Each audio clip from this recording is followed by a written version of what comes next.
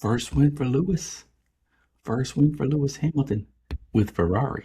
Lewis has many other wins in the bank, but that was good to see. First win in Barcelona, nonetheless, where I think that was Schumacher's first at Ferrari, I believe.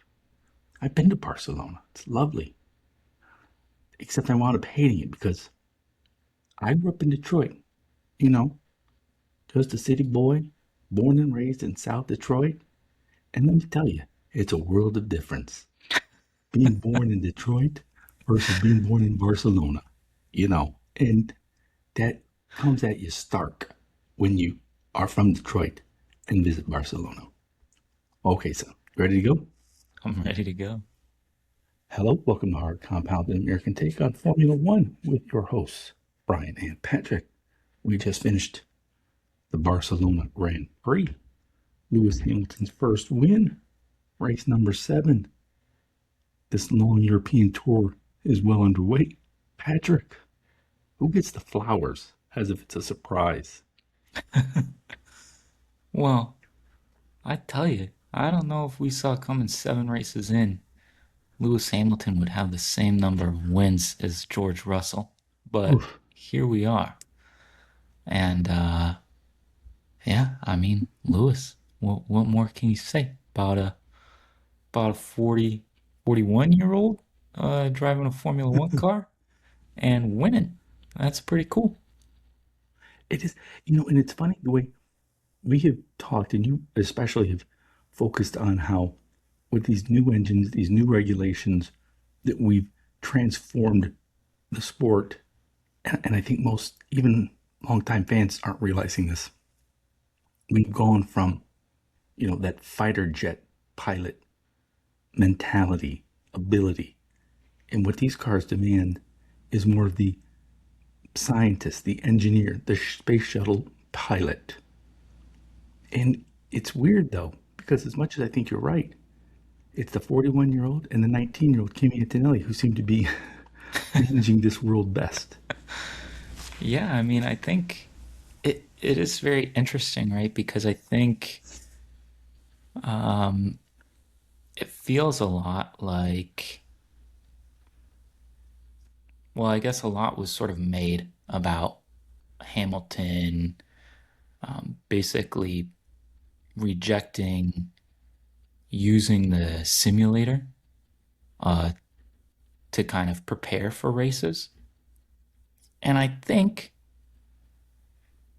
that says something about how these cars need to be driven or the best way that they can be driven right now by this set of drivers.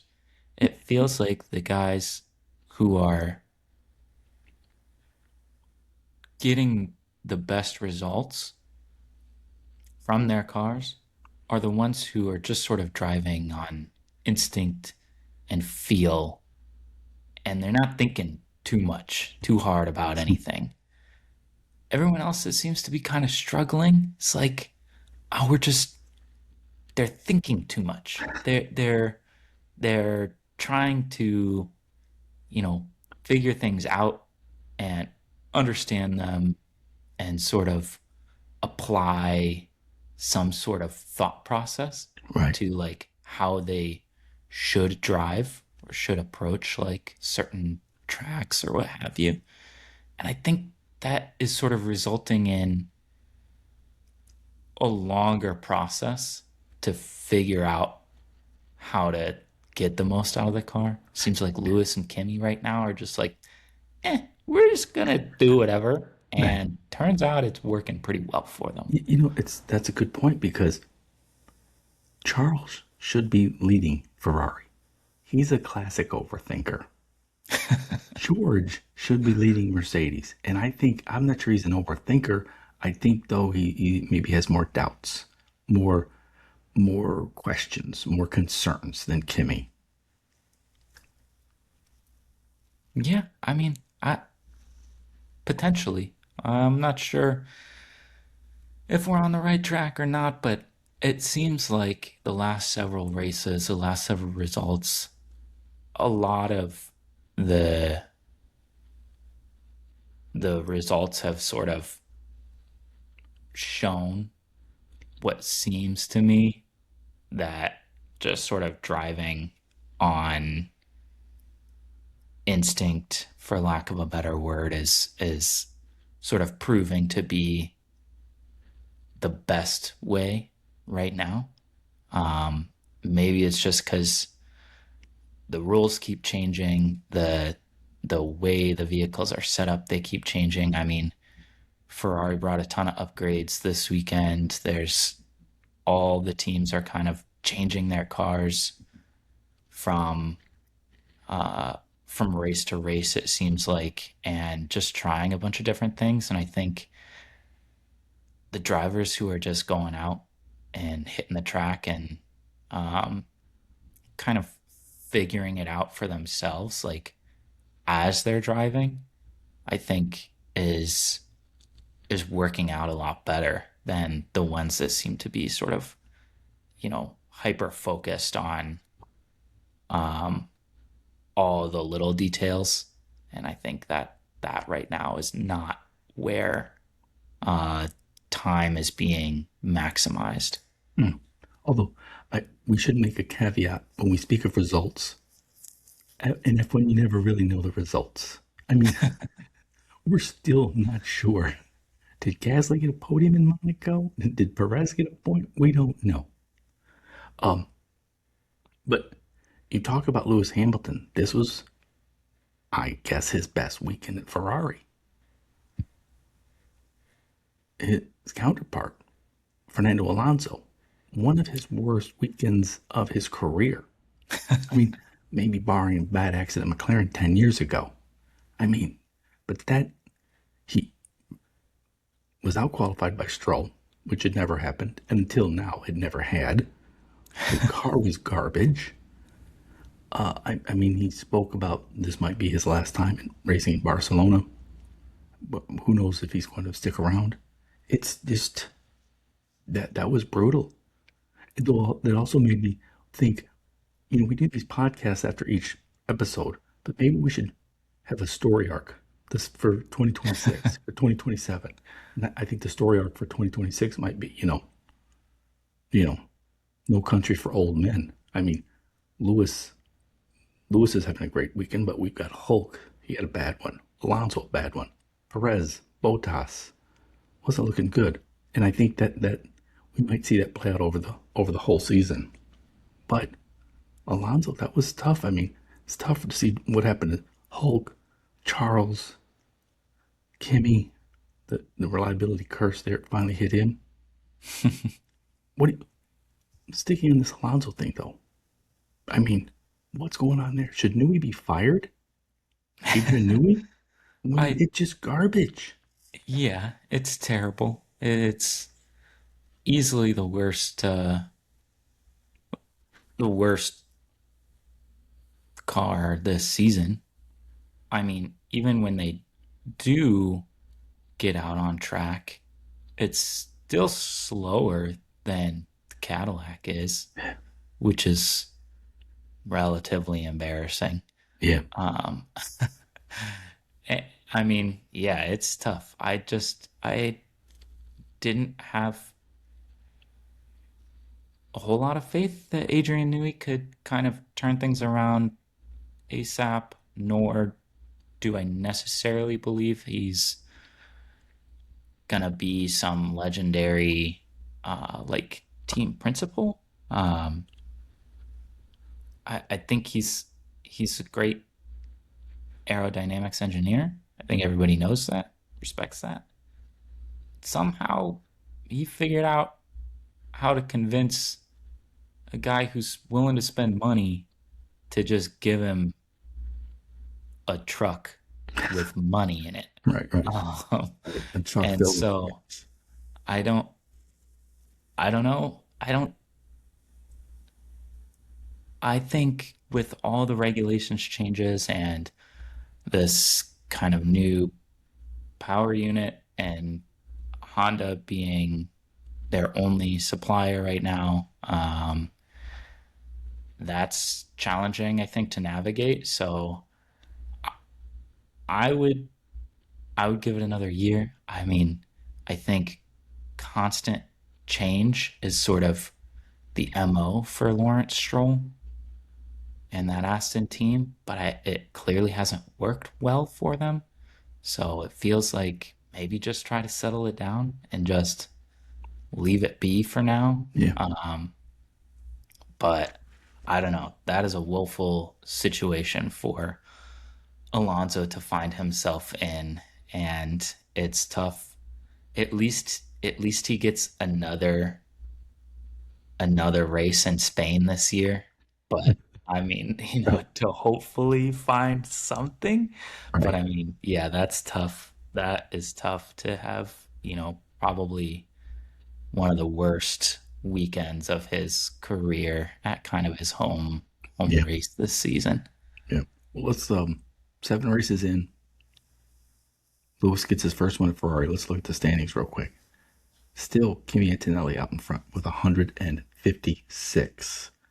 Lewis a distant second, but remember, we're only 7 races in. Lewis is at 115.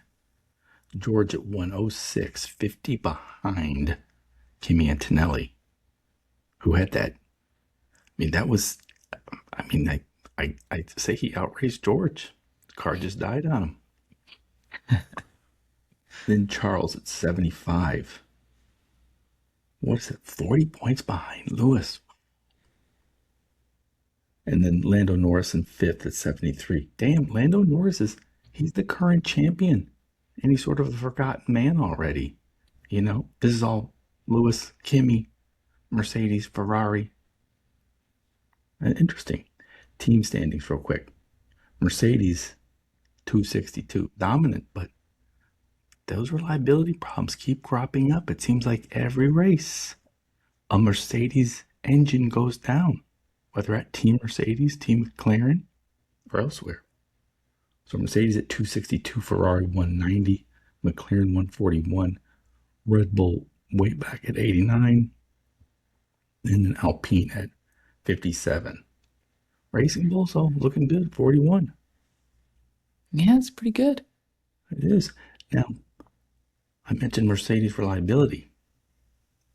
Is Ferrari? Is Lewis Hamilton? Is this a serious threat? I for it just doesn't seem likely.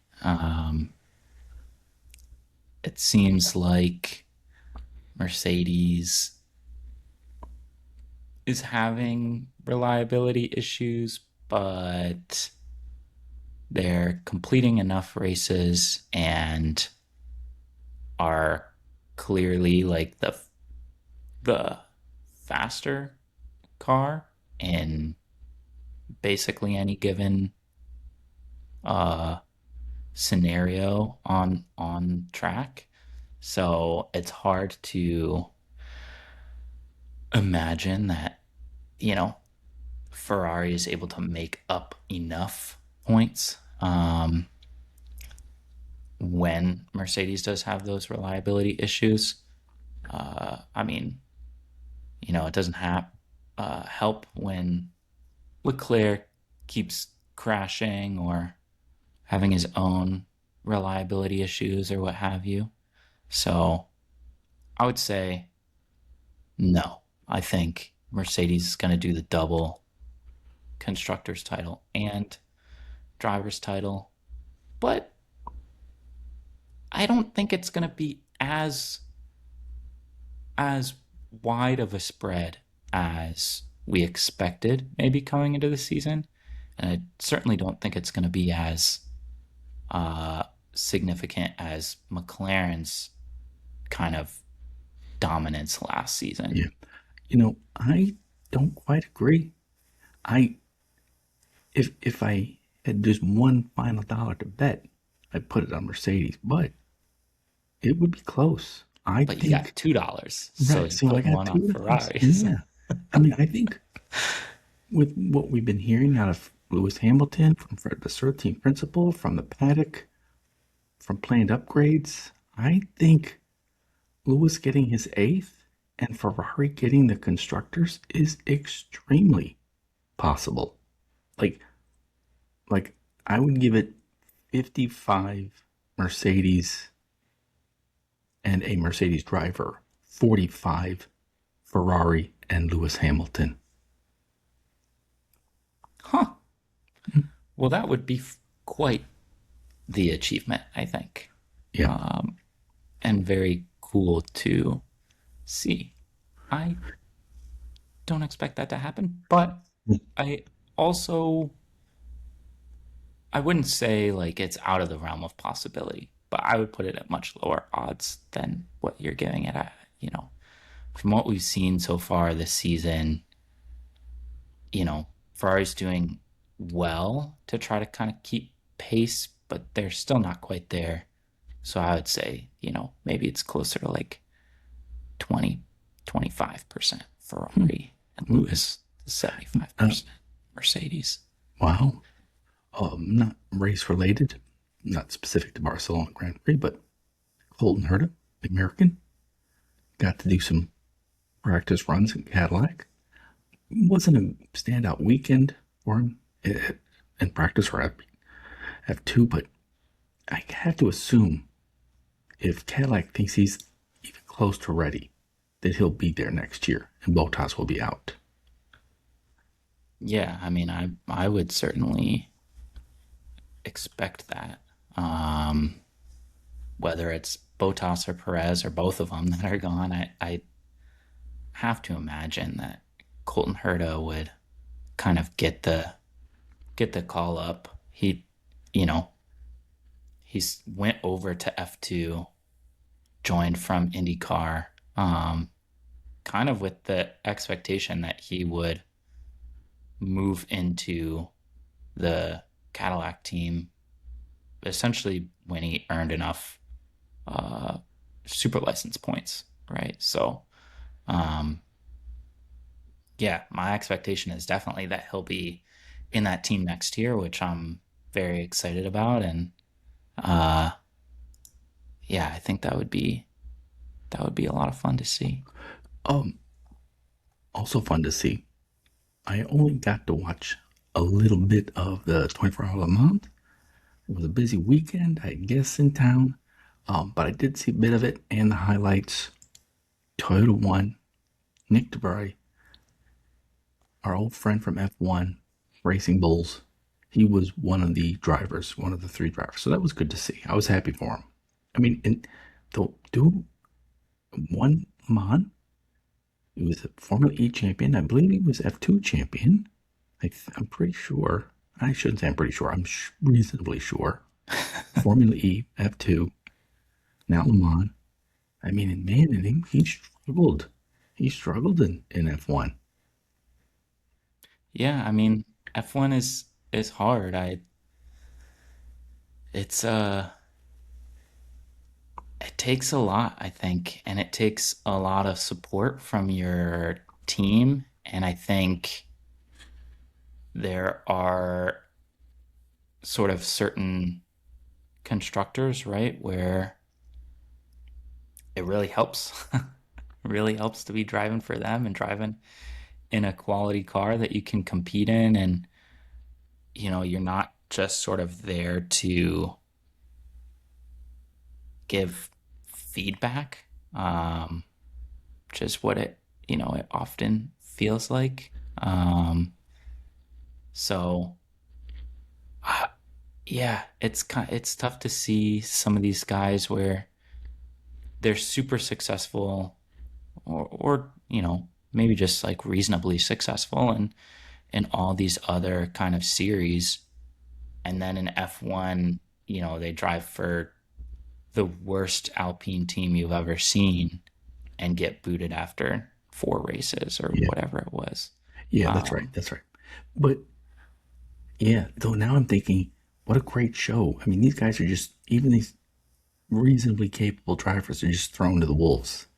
And a good show I would watch would be like Drive to Survive, Dick's edition, where it's just like you get people after the fact, even 1, 2, 3, 5, 10 years later, where it's like, oh man, everybody inside the paddock was just absolute dick to this guy, or he couldn't buy a friend, nobody was gonna help him. He was thrown to the wolves, and no chance of surviving.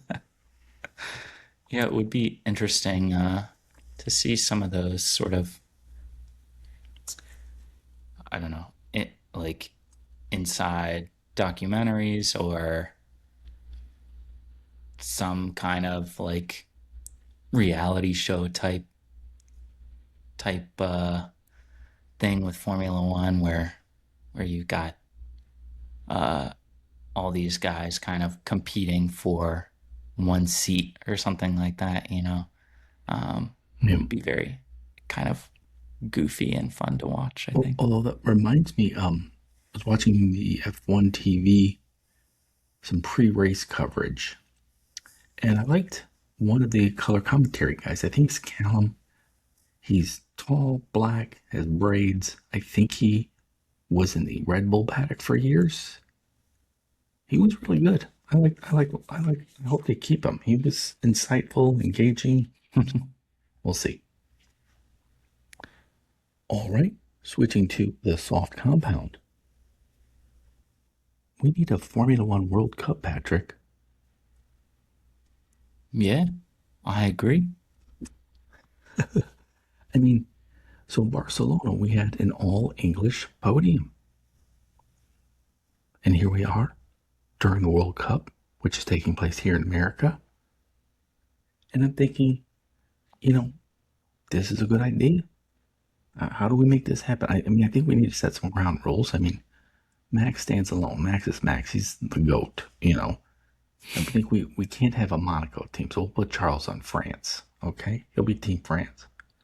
England is stacked, right? We got Lewis, Behrman, Lando, George. Is Arvid? Is he British? I don't know what the hell he is. I think so. Okay. Spain, we got Alonso, Carlos Sainz. France, pretty good. Hedjar, Gasly, Ocon. And Charles, like I said. Italy, just a little Kimi Antonelli. I don't know. I don't know about that one. Germany has Hulk, which I like, but I don't know. You could bring in other guys, right? Like Yeah, maybe that's what we need to we do. could get we could get Giovinazzi Right, back in there for the right. Italians, Some of and those, I don't know. well, Seb is past his prime, but he'd probably have fun at the World Cup, so you might. Maybe have like Liam and Oscar. It'd be like a new Australia oh sort of thing. yeah. Oh, and we could get Colton Herta. We could have an Americas. So Stroll, Herta, Sergio Perez. Oh, South America as well. Bortoleto, Colapinto. Colapinto. Hmm. Yeah. So I don't know. I mean, what do you think? I'm thinking England over France in the final, or is there some some little upstart? What do Probably. we think?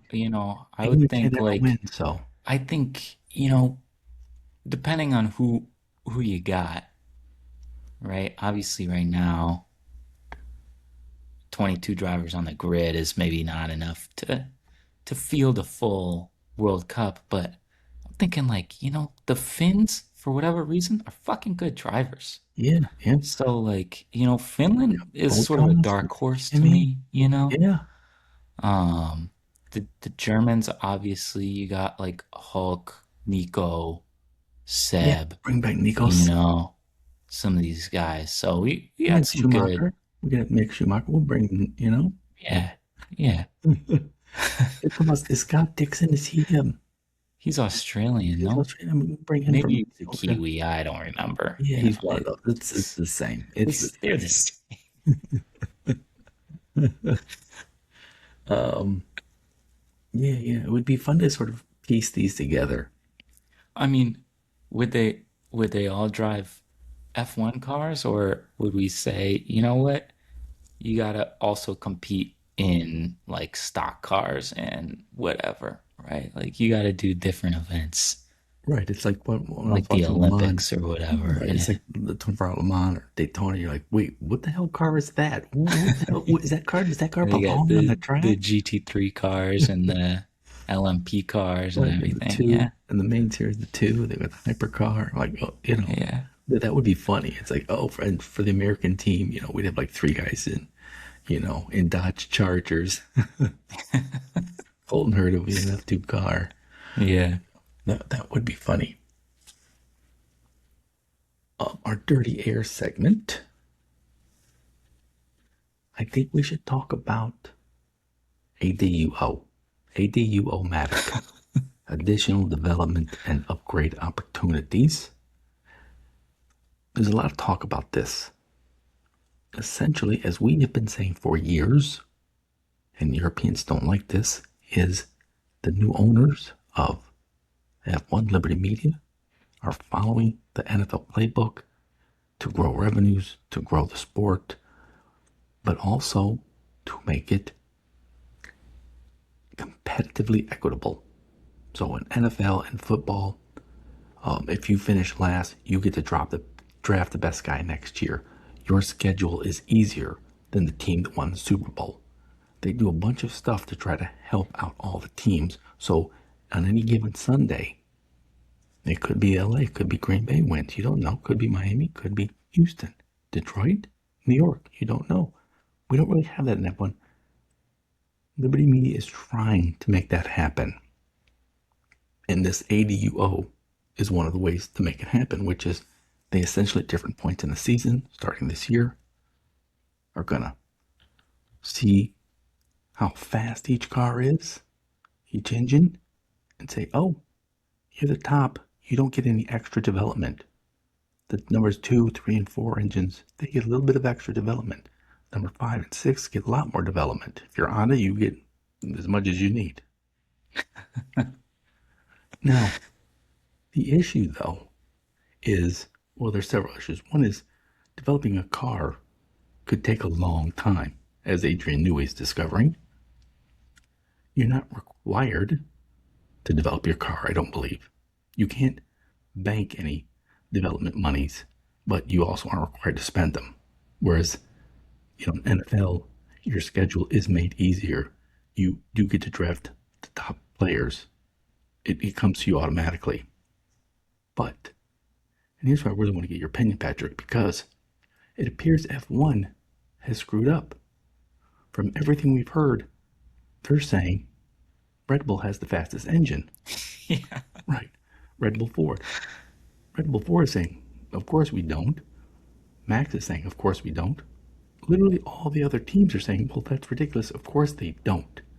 It appears, though, that F1, FIA, is looking only at ICE capabilities, right? Yeah. I mean, I believe that everyone was surprised because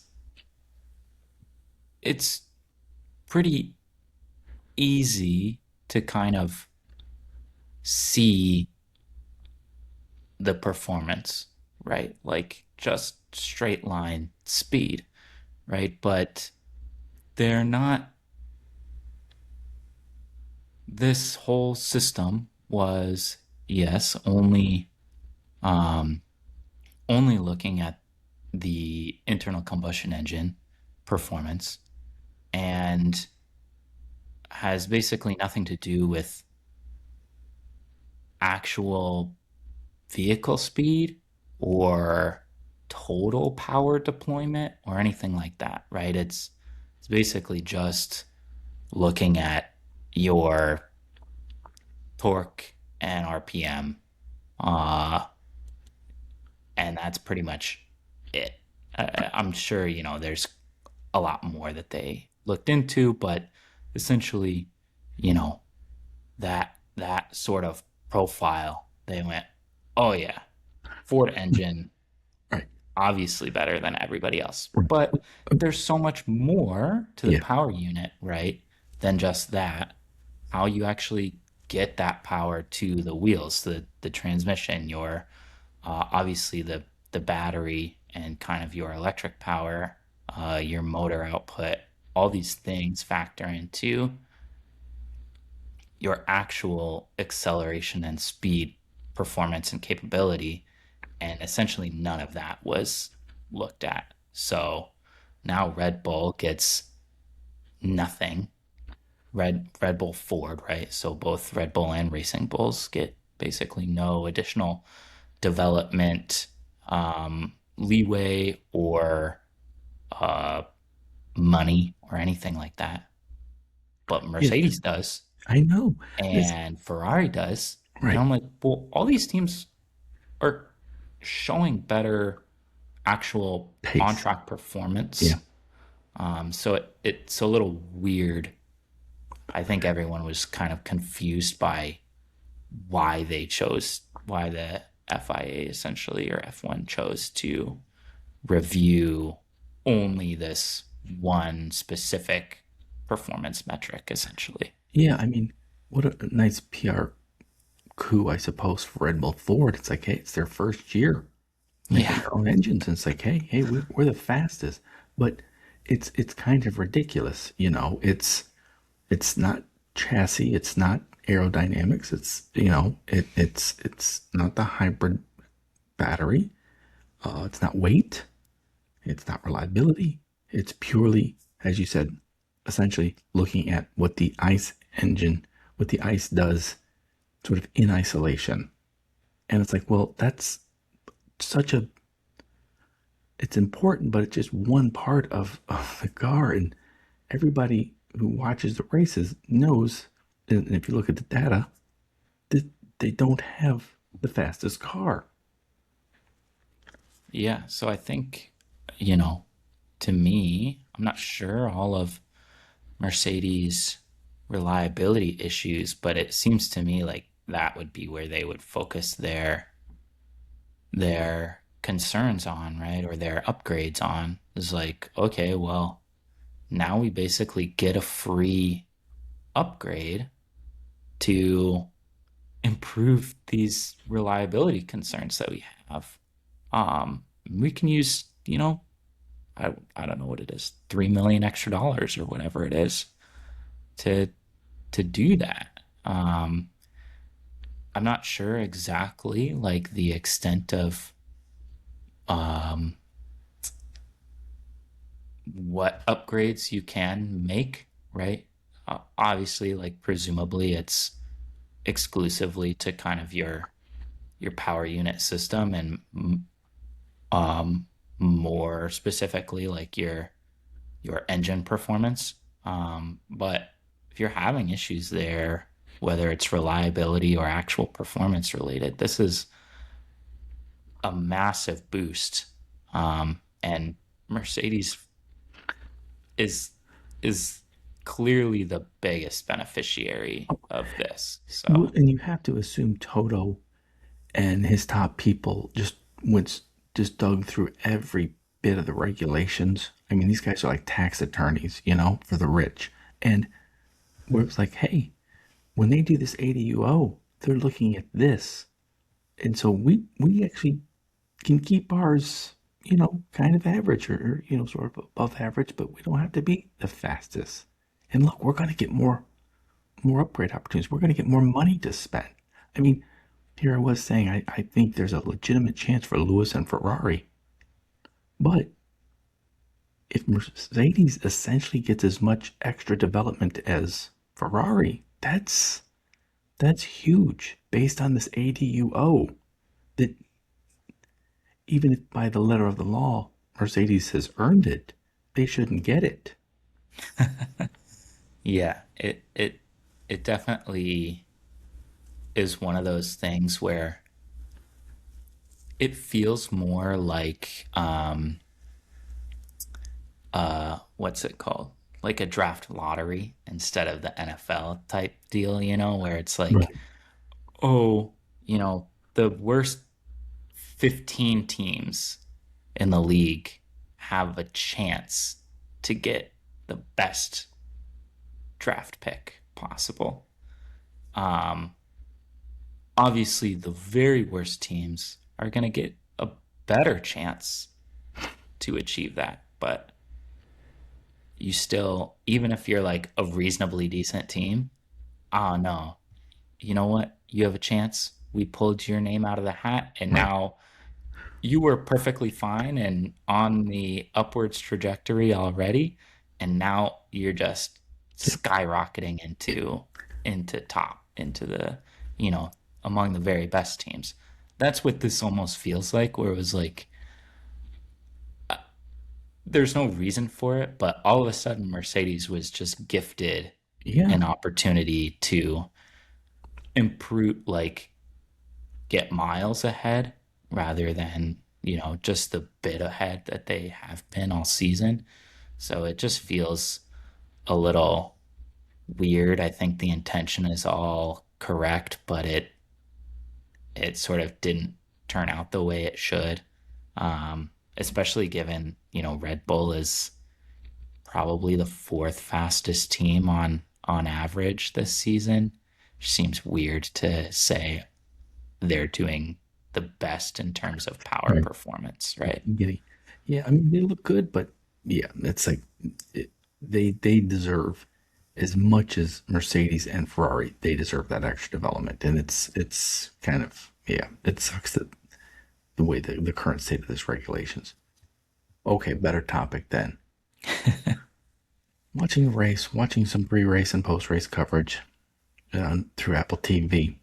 Apple TV to me exists only for F1, but I did start watching another show on there called Widow's Bay. It's good.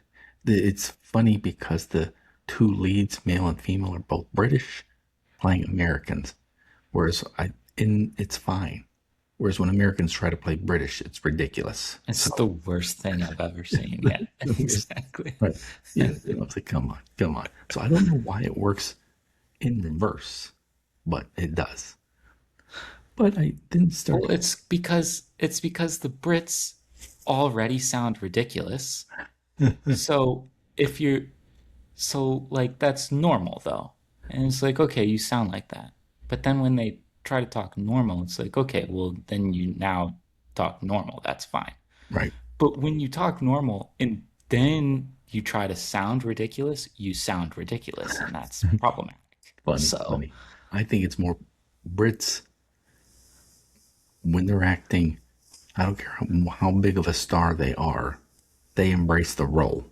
Whereas the American actors, it's no, you're embracing me, the person, not the role. And so then it's like, well, why the hell is I don't know Tom Cruise pretending to be British, for example? It just doesn't fly. It doesn't work. I kind of wish this is totally unrelated, but I kind of wish Vin Diesel in the Fast and the Furious was actually just a British guy. I think that would be hilarious.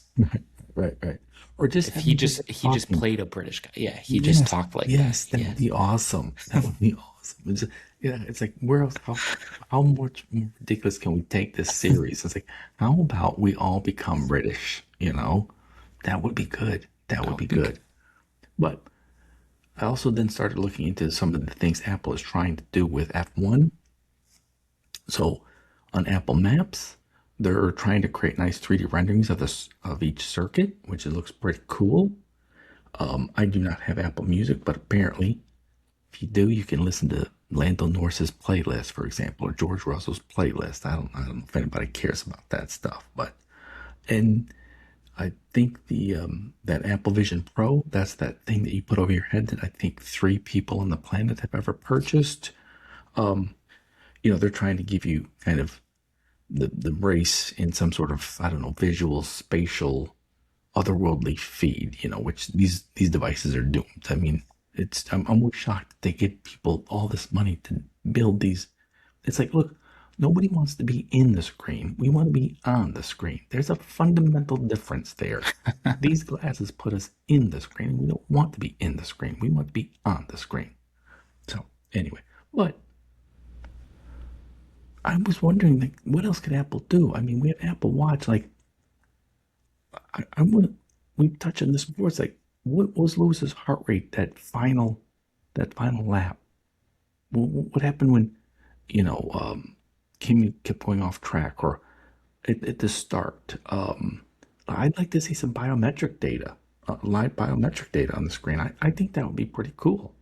Like biometric data, I feel like, Apple what is it? Apple Music, whatever it is, like just have like live radio broadcasts of That's a good driver one. radio, you know? Yes. Yeah, I would Um, pay for that. I think I might pay extra for that, like all the radio messages. I don't know, all kinds of stuff. I feel like there's plenty. Like Apple's involved in so much. They're just a massive tech company, right? You can do all kinds of things. Make like iPhones that are this is the Lewis Hamilton, and it's in scarlet. It's got a 44 branded on it. I don't Oh, know, like right, just have it, little things. There's all kinds of stuff you can right. do. You I could feel you could just like set reminders. Boom, your watch or your phone. Hey, practice. It's race. It's qualifying. It's sprint. Um, I'd like to see the data. I'd like to see biometric data. I'd love the radio messages. I think that's a good idea too. I think yeah, there's got to be some way to broadcast or view like actual telemetry data too from the cars. I know a lot of that is kind of proprietary, but some things aren't, right? You could see the speed traces and the pedal inputs and all these different things from all the drivers, and in real time kind of um compare them together or whatever it is, right? Especially, we watched so much of Kimmy fighting George, and just kind of like I think it would be really interesting to view a lot of that telemetry while they're going. Like, oh, like how much is George deploying his battery right now? How much is Kimmy saving? How are they attacking this corner versus exiting? Like, all these different things I think would be very fascinating to view. And it seems to me like Apple can figure out Yeah. a way. That's their whole thing, is making things look good. Yeah. So Well, and just and easy too. Like I'd like an easy way, because right now I don't find it easy of having multi-view.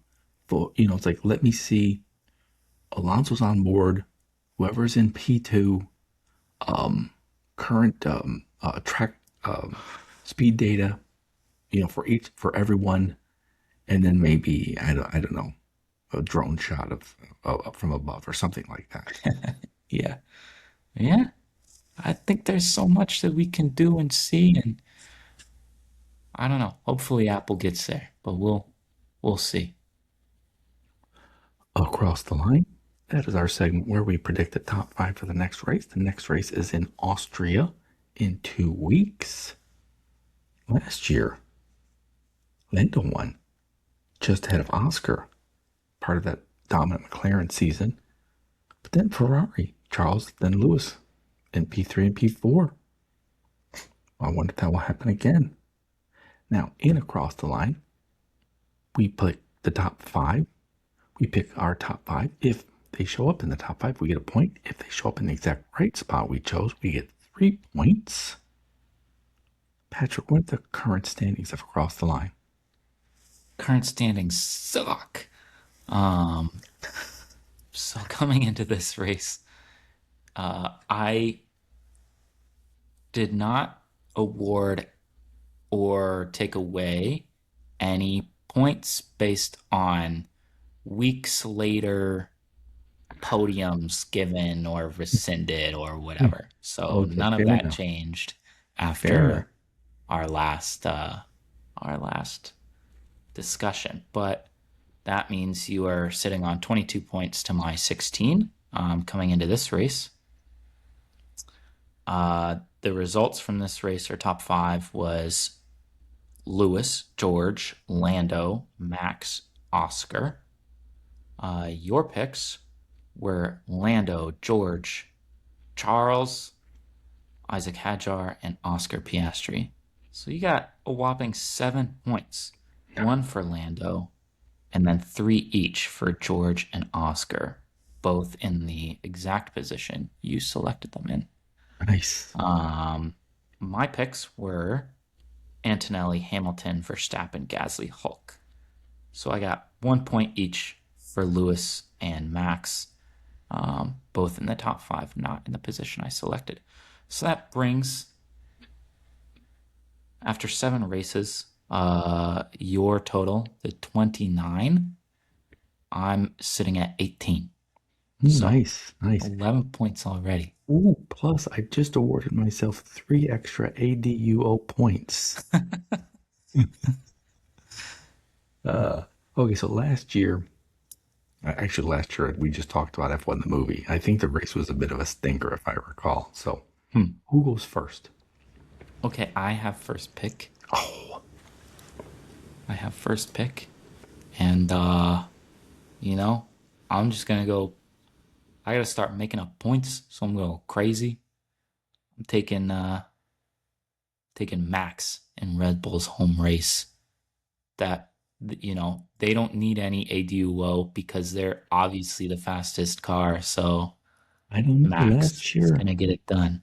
Last year they weren't so good. Remember, Horner got fired like days later. So I think they fired him though for a lot of reasons. But Max was definitely not happy that weekend. All right, then I'm gonna go. Ferrari won too, but we're gonna swap it. Charles and Lewis. Wow. And I'll take Kimmy getting it done, P2. And we'll go Lando, P3, back to back. I'm gonna go with surprise pick Isaac Jar. Then I'm gonna go with Oscar. I think George's bad luck is gonna continue. Oof. Tough luck, George. Man. I guess then I will take let me take one of these racing pulls, guys, then. I'm gonna take Arvid. See how he does. And I think he's been fine. A little behind Lawson, but on the whole, doing And they pretty seem like a well. fun team, you know. Yeah. It's like a couple frat boys just invited out to F1, having a good time. And then I think I'll go with one of the Alpines. I'll take Pierre. Oh, okay. So you have Max, Kimmy, Lando, Arvid, and Gasly. I have Charles, Lewis, Isaac, Oscar, and now I'll take George. Mm. Any crazy predictions, Patrick? Well, my only crazy prediction is that we had 3 Brits on the podium. The only other nation with 3 drivers on the grid currently is France. So I'm saying we, at some point this season, will get an all-French podium. That would be nice. That would be insane, but it would That be would be cool. insane. It would. It would. Like I said, though, we. How about an All America's podium at some point? It could be Stroll, Perez, Colapinto, Bortoleto. Wait, Bortoletto's from Brazil. Argentina. Colapinto's from Argentina. Oh, okay, yeah. Let's encompass all the Americas. That would be even more insane, wouldn't it? That would be more insane because 2 of those 4 are driving for maybe the 2 worst teams that have ever existed on the grid at the same time. Not ever existed, but bad. All right, my crazy prediction is there are all these rumors about Max being in Australia, talking to the big brass. Even the Thai part owner of Red Bull was there. Max says, "Oh, it was all planned, no big deal." I say that's bullshit. They are wooing Max, and I say it will be successful. And before the season is out, it will be announced. A unheard of for F1 10-year deal, 100 million a year, plus very little social media and media requirements. His dad gets to hang out in the paddock like he does already. Max gets to race in other circuits. It's the very best deal Max could ever get, and he gets it. That would be crazy. I mean, just from yeah, from a business perspective, like, man, how much are you betting on one guy Yep. to just carry your whole marketing team essentially? Right, right. But it's like the Los Angeles Dodgers with Otani. That's what I Yeah. think. I think we're gonna have the F1 equivalent of that. All right. I want to thank you all for listening to everybody's most beloved father and son F1 podcast. It is much appreciated. And we are lights out. See ya. Thanks for listening.